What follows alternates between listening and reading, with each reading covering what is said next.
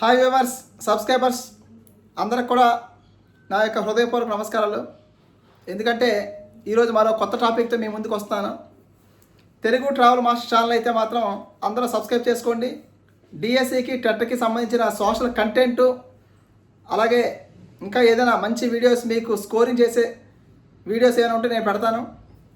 అలాగే మీ ఫ్రెండ్స్ కూడా షేర్ చేయండి, మంచి సబ్స్క్రైబర్స్ని పెంచండి. నేనైతే సర్వీస్ మోడెడ్గా ఈ యొక్క వీడియోస్ అయితే చేస్తున్నాను. నా యొక్క ప్యాషన్ అన్నమాట ఇది. స్టార్టింగ్లో నేను యూట్యూబ్ పెట్టి 3 years అవుతుంది. కరెక్ట్గా జూలై నెల ఇదే నెలలో పెట్టాను. 2021లో కరోనా ఎండింగ్లో పెట్టాను. కరోనాలోని చాలామంది ఆన్లైన్ క్లాసెస్ చెప్పడం, అలాగే వీడియోస్ పోస్ట్ చేయమని చెప్పడం జరిగింది.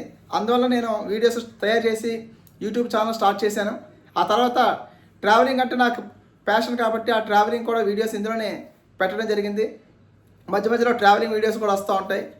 అన్నిటిని కూడా ఆదరించండి. Telugu travel master channel free channel, ఫ్రీగా మీరు ఎటువంటి డబ్బులు కట్టక్కర్లేదు. మీరు లైక్ చేసి సబ్స్క్రైబ్ చేస్తే చాలు. షేర్ చేయండి మీ ఫ్రెండ్స్కి. ఇక్కడ మ్యాక్సిమం నేను మంచి వీడియోస్ పెట్టడానికి చూస్తాను. నెక్స్ట్, ఇప్పుడు తమ్మునైలో చూసినట్టు సోషల్ స్టడీస్ మెథడాలజీ డిఎస్సిలోను కానీ అలాగే టెట్లో కానీ, ముఖ్యంగా డిఎస్సిలో ఎక్కువ మార్కుల మెథడాలజీ ఉంటుంది. స్కూల్ అసిస్టెంట్ సోషల్కి వెళ్ళే వాళ్ళకి ఈ మెథడాలజీలో 20 మార్క్స్ కానీ లేదా 20% కానీ ఉంటుంది. అలాగే నేను 2003 డిఎస్సిలో మెథడాలజీలోనే ఎక్కువ మార్కులు స్కోర్ చేయడం జరిగింది.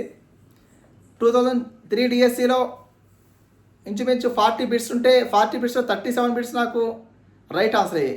అవి ఎలా సాధించాను ఏంటి అనేది కూడా మీతో ఇప్పుడు చెప్తాను. కొద్దిగా వీడియో లెంగ్తీగా ఉంటుంది, చివరి వరకు స్కిప్ చేయకుండా చూడండి. అలాగే 2012లో ఈ యొక్క బుక్ అయితే మాత్రం మెథడాలజీగా ఉండేది. మళ్ళీ ఇదివరకు ఉమ్మడి రాష్ట్రాల్లో ఉన్నప్పుడైతే బీఈడికి మెథడాలజీస్ కలిసి ఉండేవి. తర్వాత మళ్ళీ తెలుగు అకాడమీలు వేరే అవడం వల్ల మన వాళ్ళు మళ్ళీ తయారు చేశారు. ఏదైనా సరే టాపిక్స్ అయితే మాత్రం ఇంచుమించు ఇవే ఉంటాయి. ఎందుకంటే గత 20 సంవత్సరాల నుంచి కూడా ఇంచుమించు 95 నుంచి కూడా నాకు డిఎస్సి మీద అనుభవం ఉంది. టాపిక్స్ అయితే ఇవే ఉంటాయి. ఇప్పుడు నేను బోర్డు మీద రాసిన టాపిక్స్ని మీరు కొత్త టెక్స్ట్ బుక్లో కూడా చూసుకోండి. ఇంచుమించు అవే టాపిక్స్ అయితే ఉంటాయి. వీటిని కొద్దిగా క్లుప్తంగా చెప్తాను. తర్వాత 1 by 1 నేను న్యూ టెక్స్ట్ బుక్ తీసుకుని మళ్ళీ దానిలో మెథడాలజీకి సంబంధించినవి క్వశ్చన్స్ ఎలా ఇస్తారనే విషయం చెప్తాను. లెసన్స్ అయితే మాత్రం చెప్పడం అవ్వదు, ఎందుకంటే టైం ఉండదు. సోషల్ స్టడీస్లో లెసన్స్ అయితే చెప్తాను. కొన్ని ఇంపార్టెంట్ టాపిక్స్ తీసుకుని చెప్తాను, లేదా అది కూడా మీకు వరుసగా వెళ్తాను, సీరియల్గా ఆర్డర్లో వెళ్తాను. దానివల్ల మనకి చాలా టైం ఉంది, డిఎస్సికి చాలా టైం ఉంది. కాబట్టి నేను ఆర్డర్లో వెళ్ళి మీకు న్యాయం చేయడానికి అయితే చూస్తాను. అలాగే చాలామంది మన స్టూడెంట్స్ జాగ్రఫీ కానీ హిస్టరీ కానీ ఏదైనా సరే ఇంటర్మీడియట్ బుక్స్ పీడిఎఫ్ పెట్టమంటున్నారు. ఆ కంపల్సరీ నేను పీడిఎఫ్ పెడతాను. కొద్దిగా నాకు టైం ఇవ్వండి, కొద్దిగా చాలా బిజీగా ఉన్నాను. బిజీ షెడ్యూల్లోనే ఈ వీడియోస్ చేయడం జరుగుతుంది. ఒక పక్కన స్కూల్ కూడా వెళ్ళాలి. పైగా నేను స్కూల్కి వెళ్ళడం అనేది చాలా దూరం ఉంటుంది. నా స్కూలు నేను ఉన్న దగ్గర నుంచి 70 kilometers ఉంది. డైలీ 140 kilometers అయితే అప్ అండ్ డౌన్ చేస్తాను నేను. ఓకే, ఇక్కడ Telugu academy book first step ఏంటంటే బుక్స్ గ్యాదరింగ్ చేసుకోవాలి. అందులో మెథడాలజీ సంబంధించి మాట్లాడుతున్నాం కాబట్టి తెలుగు మెథడాలజీ బుక్ మీ దగ్గర ఉండాలి. అది కొత్త ఎడిషన్ ఉంచుకోండి. తెలుగు అకాడమీ బుక్ని అలా ఫాలో అవ్వండి. తెలుగు అకాడమీ బుక్లో మీరు లైన్ టు లైన్ చదవండి, పిన్ టు పిన్ మొత్తం లైన్ టు లైన్ చదవండి. అన్నీ కూడా మీరు వరుసగా ఫస్ట్ యాజ్ ఇట్ ఈజ్గా ఉన్నది ఉన్నట్టు ఏది బట్టి పట్టకండి. ఉన్నది ఉన్నట్టు అలాగా స్టార్టింగ్ పేజీ నుంచి ఎండింగ్ పేజీ వరకు కూడా చదువుకుని వెళ్ళండి. ఫస్ట్ ఒక వారం రోజులు పడుతుంది మీకు, లేదా రోజుకి ఇన్ని పేజీలు, ఒక 20 పేజీలు, ఒక 25 పేజీలు అని చెప్పి పెట్టుకోండి. నేనైతే అలా పెట్టుకున్నాను. రోజుకి 20 పేజీలు పెట్టుకుని అర్థంతో సంబంధం లేకుండా మొత్తం అన్నీ చదువుకుంటూ వెళ్ళాను.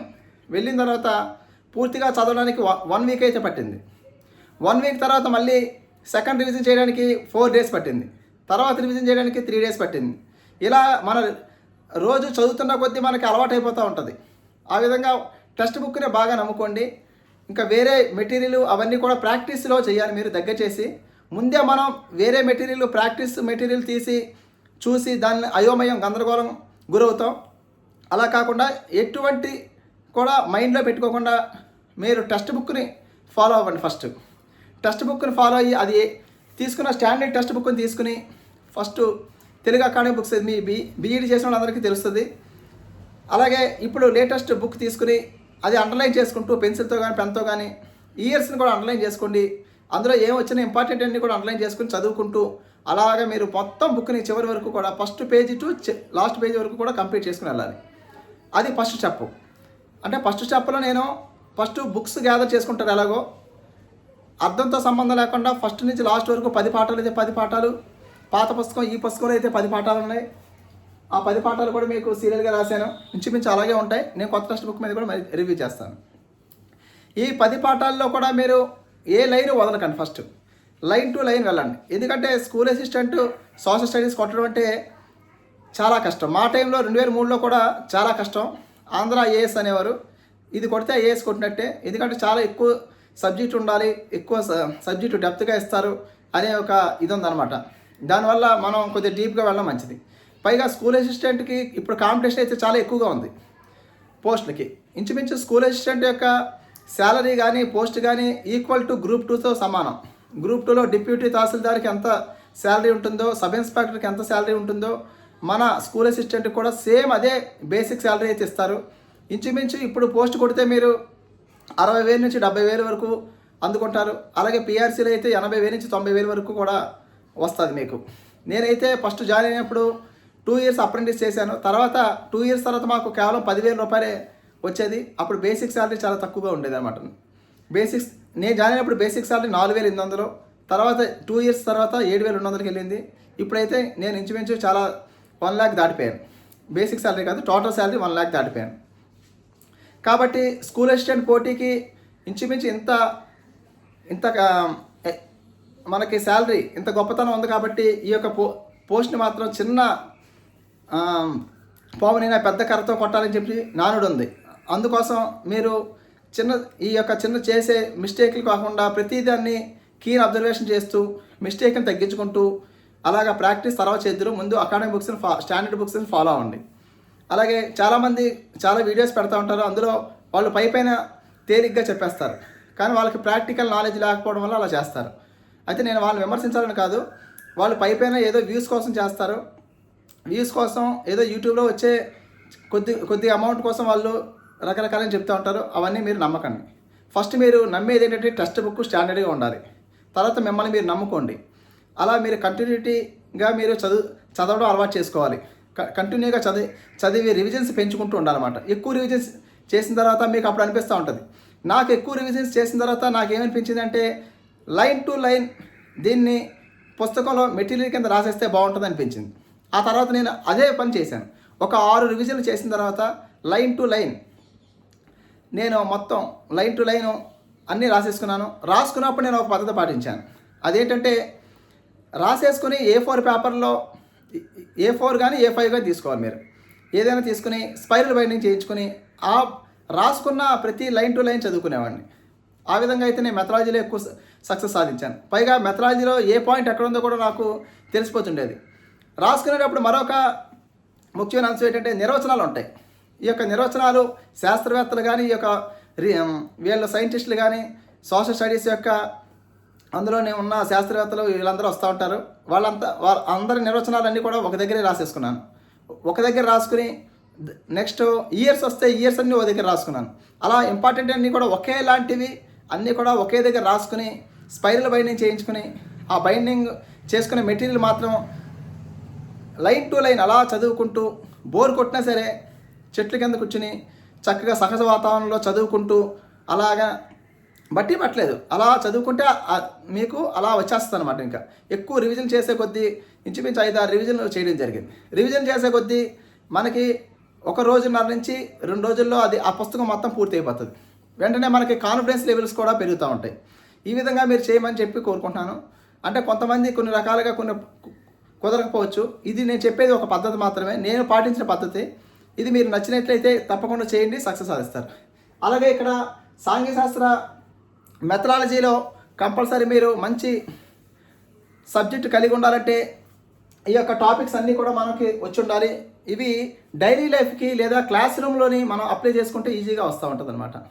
కొన్ని అన్నెసరీ టాపిక్స్ కూడా ఉంటాయి, వాటిని తక్కువగా చేసి చూడకూడదు. ఇక్కడ సాంఘిక శాస్త్ర అధ్యయనాలు స్వభావం అంటే సాంఘిక శాస్త్రాల మీద ఇదివరకు ఈ యొక్క అమెరికాలో కానీ ఇంకా జర్మనీలో కానీ ఎక్కడైనా సరే రీసెర్చ్లు జరిగాయి. ఆ అధ్యయనాలు దాని యొక్క ఇంపార్టెన్స్, దాని యొక్క స్వభావం ఎలా ఉంటుంది. సోషల్ స్టడీస్కి మన ఇండియాలో అంటే చాలా నిర్లక్ష్యం వహిస్తారు, కానీ ఇతర దేశాల్లో చాలా దీనికి మంచి ఇంపార్టెన్స్ ఇస్తారు. అలాగే ఇది మొత్తం శాస్త్రవేత్త నిర్వచనాలు వస్తాయి ఇందులో. సోషల్ స్టడీస్కి ఇచ్చిన నిర్వచనాలన్నీ కూడా మీరు రాసుకోండి చక్కగా. ఆ నిర్వచనాలన్నీ కూడా ఒక దగ్గర రాసుకొని చదువుకోండి. అలాగే ఇందులో రిలేషన్స్, ఇందులోనే యాక్చువల్గా దీన్ని సోషల్ సైన్స్ అంటారు. Social studies is equal to social sciences. Social sciences అంటే మనకి వేరువేరుగా ఉన్న జియోగ్రఫీ కానీ, హిస్టరీ కానీ, సివిక్స్, ఎకనామిక్స్ లాంటి సబ్జెక్టుని అన్నిటినీ కలిపి సమూహం అనమాట. అన్నిటినీ కలిపి చదువుకోవడమే సోషల్ స్టడీస్. కాబట్టి ఈ సోషల్ స్టడీస్ ఈ యొక్క 4 సబ్జెక్టులు, ముఖ్యంగా మనం ఇక్కడ 4 సబ్జెక్టులు తీసుకుంటున్నాం. సిబిఎస్ఈ మోడ్లో కానీ మామూలుగా స్టేట్ మోడ్ ఏదైనా సరే 4 సబ్జెక్టులు social studies up to 10th class వరకు. ఈ యొక్క 4 సబ్జెక్టుకి మధ్య ఉన్న సంబంధం ఏంటి, రిలేషన్ ఏంటి, జియోగ్రఫీకి హిస్టరీకి ఉన్న రిలేషన్ ఏంటి, హిస్టరీలో సివిక్స్కి ఉన్న రిలేషన్ ఏంటి, అలాగే ఎకనామిక్స్కి జాగ్రఫీకి ఉన్న రిలేషన్స్ ఏంటి, ఇవన్నీ కూడా మనం ఈ అధ్యాయం అయితే మనం తెలుసుకోవాలి. కంపల్సరీ ప్రతి లైన్ టు లైన్ చదువుకోవాలి. రెండోది సాంఘిక శాస్త్ర అధ్యయనాల విద్యా చరిత్ర వికాసాలు. ఇందులో భారతదేశంలోని మనం కమిషన్స్ మొదలియార్ కమిషన్ కానీ, కొఠారి కమిషన్ కానీ, అలాగే మొత్తం భారతదేశ విద్యా కమిషన్ అని చెప్పి ఒకటి వేయడం జరిగింది. తర్వాత 86లో ఒక కమిషన్ వేశారు. ఇటువంటి కమిషన్ అన్నీ కూడా మీరు చదవాల్సి ఉంటుంది. అలాగే ఈ కమిషన్ యొక్క అభిప్రాయాలన్నీ కూడా మనం తెలుసుకోవాలి. ఇందులో ఇవన్నీ కూడా తెలుసుకుని మనం బాగా నోట్స్ తయారు చేసుకోండి. మీరు ప్రస్తుతం అమలవుతున్నవి, వీటితో పాటు ప్రస్తుతం అమలవుతున్న రైట్ టు ఎడ్యుకేషన్ యాక్ట్ కానీ, రైట్ టు ఇన్ఫర్మేషన్ యాక్ట్ కానీ ఇవన్నీ కూడా వస్తాయి. ఈ మధ్యన గవర్నమెంట్ చేసిన చట్టం రైట్ టు ఎడ్యుకేషన్ యాక్టు, ఇవన్నీ కూడా ఇందులో కూడా మన కొత్త పుస్తకంలో వస్తూ ఉంటాయి. థర్డ్ టాపిక్ వచ్చి మనకి సాంఘిక శాస్త్ర అధ్యయనాల బోధన ఉద్దేశాలు, విలువలు, వాల్యూస్. ప్రతి దానికి ఒక ఆబ్జెక్ట్ ఉంటుంది, అలాగే కొన్ని వాల్యూస్ ఉంటాయి. అలాగే సోషల్ స్టడీస్కి ఉన్న వాల్యూ ఏంటి. ఈ రోజుల్లో సోషల్ స్టడీస్ ఎంత గొప్ప శాస్త్రవేత్తలు అయినా సరే, ఎన్ని చదువుకున్నా సరే సోషల్ మూమెంట్ అయితే రాకపోతే చాలా కష్టం. అలాగే సోషల్ స్టడీస్ యొక్క విలువలు, ఈ యొక్క ఉద్దేశాలు అన్నీ కూడా మీరు బాగా చక్కగా ఈ అధ్యాయం అయితే మీరు చదువుకోవాలి. దీని యొక్క గొప్పతనం అన్నమాట. ఈ గొప్పతనం అలాగే ఇతర మనకు వచ్చే నైపుణ్యాలు కానీ, అభిరుచులు కానీ, విలువలు కానీ ఇవన్నిట్లు కూడా మనం ఇందులో అయితే చదువుతాం. టోటల్గా మనం ఈ యొక్క సాంఘిక శాస్త్ర అధ్యయనాలు, బోధన ఉద్దేశాలు, విలువలు బాగా మీరు చదువుకోండి. కొద్దిగా బోర్ అనిపిస్తుంది, అయినా సరే చదవాల్సిందే. నెక్స్ట్ బోధన లక్ష్యాలు. 4వది కూడా సేమ్, 3, 4 ఒకేలా ఉంటాయి.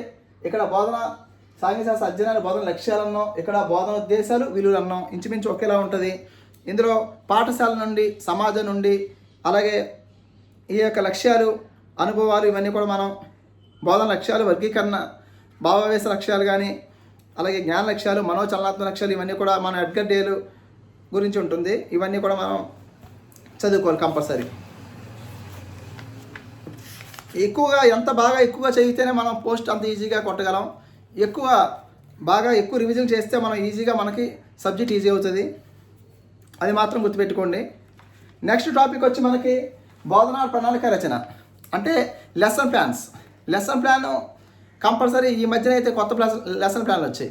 మేము నేర్చుకున్నప్పుడు లెసన్ ప్లాన్లు వేరేగా ఉండేవి. మళ్ళీ ఈ మధ్యన సీసీ మోడల్లో రాయమన్నారు. మళ్ళీ ఈ మధ్యన రకరకాలైన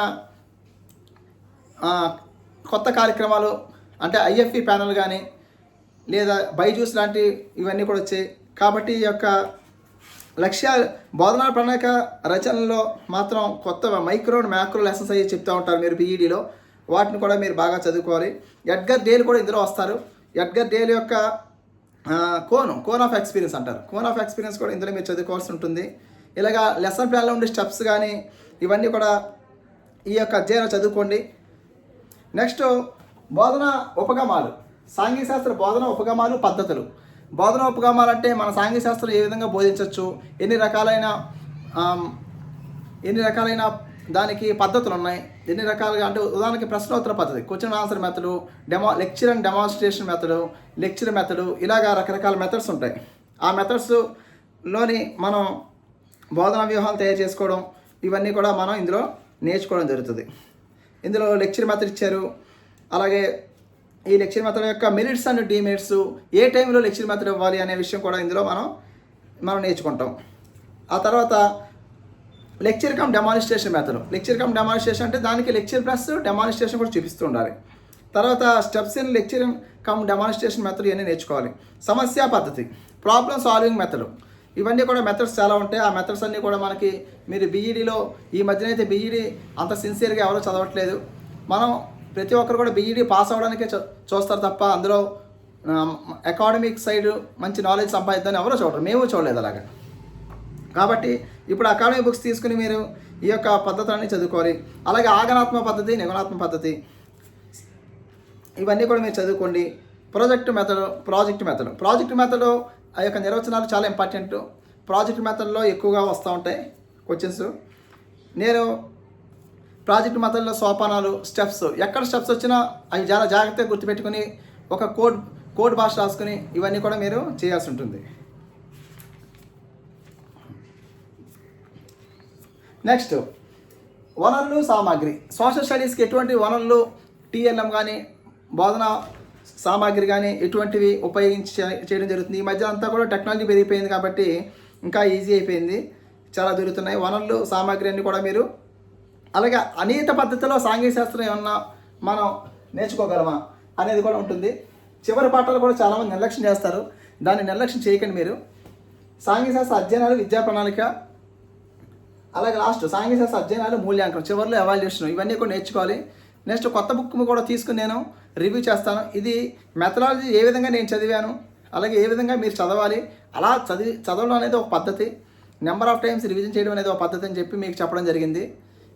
అలా చేయడం వల్ల నాకైతే మాత్రం ఎక్కువసార్లు చదవడం, రివిజన్ చేయడం వల్ల బాగా నాలెడ్జ్ ఎక్కువైపోయి కాన్ఫిడెన్స్ బాగా పెరిగింది అనమాట. కాన్ఫిడెన్స్ బాగా పెరిగిన తర్వాత మనకి మన జిల్లాలోని ఎన్ని పోస్టులు ఉన్నా సరే అందులో ఒక పోస్ట్ మనది అన్న కాన్ఫిడెన్స్ అయితే వచ్చేస్తుంది. కాబట్టి ఇంకా మనల్ని ఎవరో ఆపలేరు అనమాట. ఓకే వ్యూవర్స్, ఈ యొక్క వీడియో అయితే మీ ఫ్రెండ్స్కి, మీ బీఈడీ మేట్స్కి అందరికీ షేర్ చేయండి. ఇంకా ఏమైనా డౌట్స్ ఉంటే మాత్రం డౌట్స్ నాకు కామెంట్ సెక్షన్లో పోస్ట్ చేయండి. చాలామంది పీడిఎఫ్లో అడుగుతున్నారు, పీడిఎఫ్ కూడా పెడతాను.